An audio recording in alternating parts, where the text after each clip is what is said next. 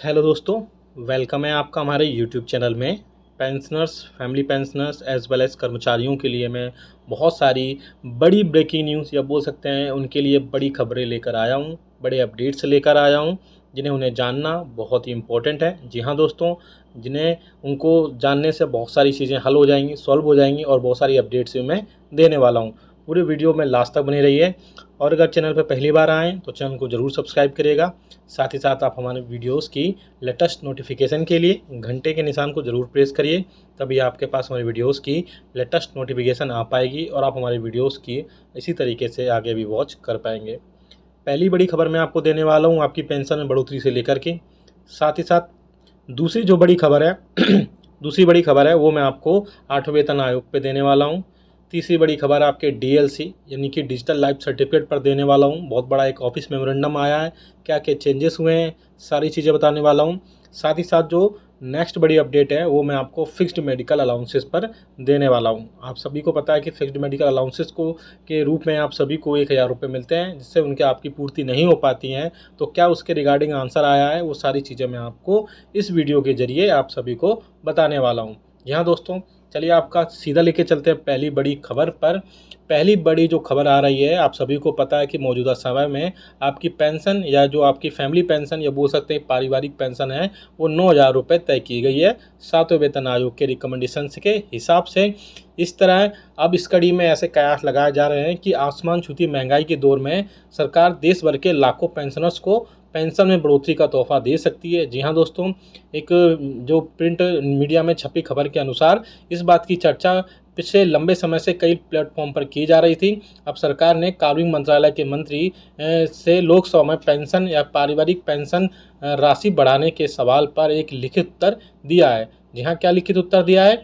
सरकार ने बोला है कि लोकसभा में एक लिखित उत्तर में बताया गया है कि सरकार की न्यूनतम पेंशन राशि की बढ़ोतरी की अभी ऐसी कोई योजना नहीं है। जी हाँ दोस्तों, मैं पहले भी बता चुका था, मौजूदा समय में पेंशन या पारिवारिक पेंशन की न्यूनतम राशि 9,000 रुपये तय है। इससे उन्होंने आगे बताया कि अभी देश भर में 44 लाख से ज़्यादा पेंशन धारक हैं और जिसके अलावा 20 लाख से अधिक पारिवारिक पेंशन धारक हैं।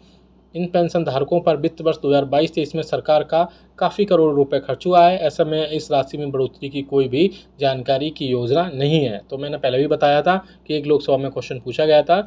इस क्वेश्चन में गवर्नमेंट से क्वेश्चन पूछा गया था कि क्या सरकार 7वें वेतन आयोग के रिकमेंडेशन के हिसाब से जो पेंशन और फैमिली पेंशन की न्यूनतम राशि 9,000 रुपये तय की गई थी, उसके बढ़ोतरी की सरकार क्या कोई योजना बना रही है, क्या कोई प्रपोजल तय किया गया है? तो गवर्नमेंट ने आंसर दिया है कि ऐसा कोई भी मिनिस्ट्रियल या इंटर मिनिस्ट्रियल प्रपोजल सरकार के पास नहीं है, जिससे कि कर्मचारियों और पेंशनर्स और फैमिली पेंशनर्स की न्यूनतम राशि जो बेसिक है वो 9,000 रुपये से आगे बढ़ाया जा सके। उन्होंने ये भी कहा कि इसमें अभी 64 लाख से लेकर 65 लाख जो पेंशन धारक हैं, उनसे रिलेटेड और भी कई सारी चीज़ में अपडेट आई हैं। मैं आपको वो अपडेट भी दे देता हूँ।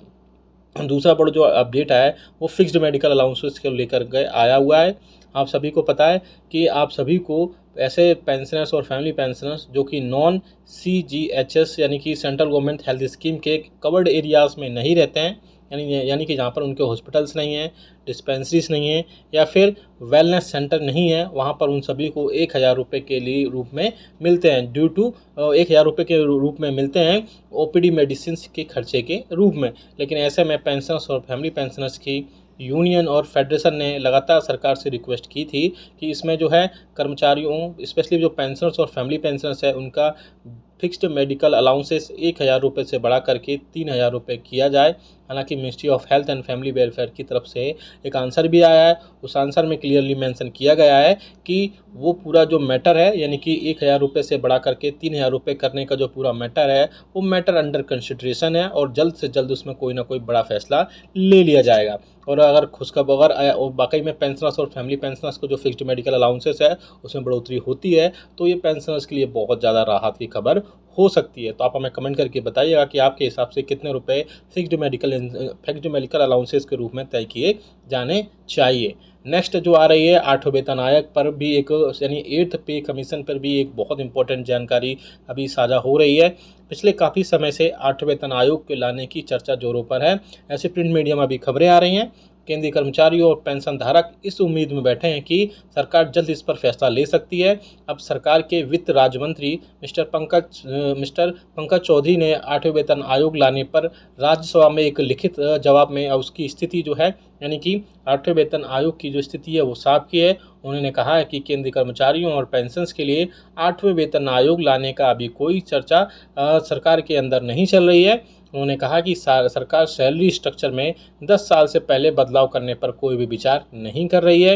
हाँ, सरकार की योजना प्रदर्शन के आधार पर सैलरी और इंसेंटिव देने की है और इस पर अभी काम किया जा रहा है। यानी कि हो सकता है और नेक्स्ट जिस हिसाब से अंदेशा लगाया जा रहा है या जिस हिसाब से प्रिंट मीडिया में खबरें आ रही हैं कि सरकार 8वें वेतन आयोग न लेकर आए, इसके जगह पर दूसरे जो अन्य ऑप्शन हैं, दूसरे जो अन्य अल्टरनेटिव्स हैं उन पर सरकार विचार कर सकती है।